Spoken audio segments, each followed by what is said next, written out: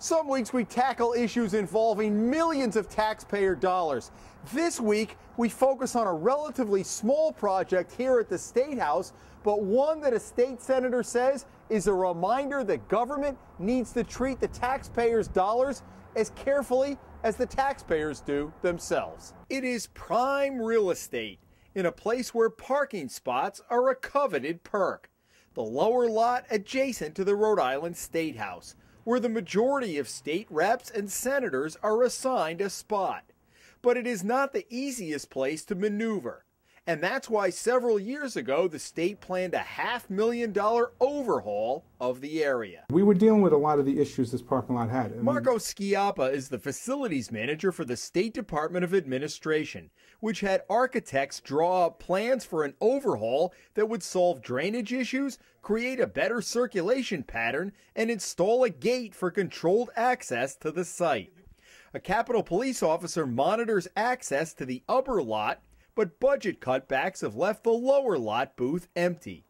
The project was funded and all set to go until Governor Chafee pulled the plug on it shortly after taking over a year ago because of the state's budget deficit. Capitol Police, though, asked if the administration could at least put in a gate at the entrance.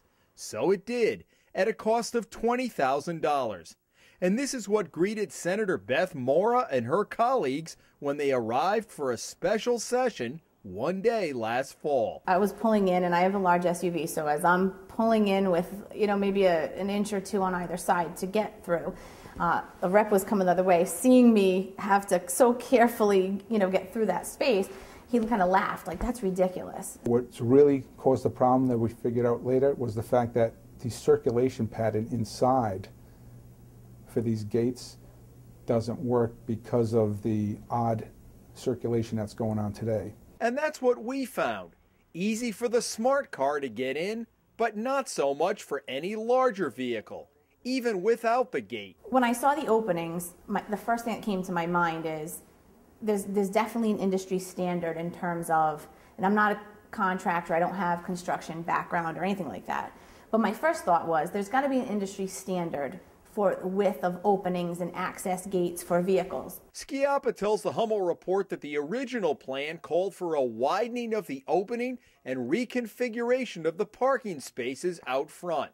Instead, someone from his office and Rystan, the firm that installed the gate, came up with their own design for just the gate. That's what Schiappa told Senator Mora and Representative Dan Gordon when they met with him at the Department of Administration to get answers one day last month. I realized that the first thing that popped into my head was if I'm having a hard time getting through, how is a snowplow going to get through without, damaging or taking out those?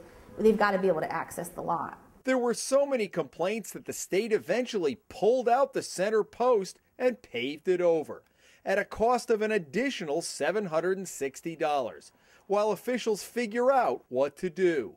And that means taxpayers have spent more than $20,000 for a system that right now is non-functional. Did any red flags go off with the people who went over there about this may be a little narrow to get inside? It was a little narrow, but again, the rest of the parking lot is extremely narrow, and it was felt that we were basically trying to oblige by the request that was made is to secure this gate.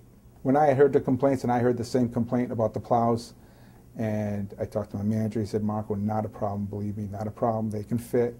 And then finally, after I heard it again, I said, can you just do me a favor, go just drive a plow through it. And he did, and absolutely no problem. He maintained to us in our interview that he felt it was wide enough and that you would be able to get a plow in there. What's your answer to that? Well, is it still there?